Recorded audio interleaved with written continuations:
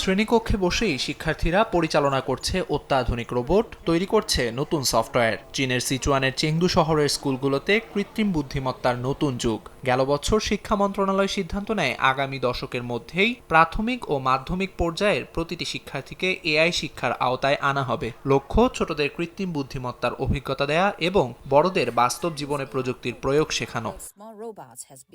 স্থানীয় এক স্কুলের শিক্ষার্থীদের সঙ্গে অনুষ্ঠিত কর্মশালায় নতুন পাঠ্যক্রম নিয়ে কথা বলেন প্রযুক্তি প্রতিষ্ঠান সিচুয়ান এমবডিড ইন্টেলিজেন্ট রোবট টেকনোলজির প্রধান নির্বাহী ফেং জেনিউ।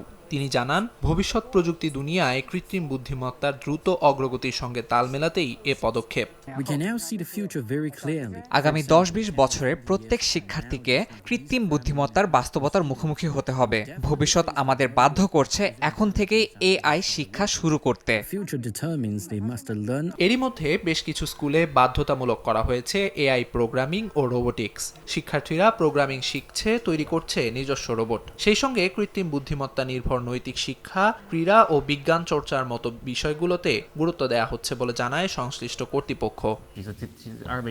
প্রাথমিক স্তরে গণিত শিক্ষার ওপর জোর দিলে এবং এআই প্রযুক্তির সঙ্গে গণিতের সংযোগ ঘটালে নতুন প্রজন্ম আগামী দিনের প্রযুক্তিগত চ্যালেঞ্জ মোকাবিলায় সক্ষম হবে বলে মনে করছেন বিশেষজ্ঞরা।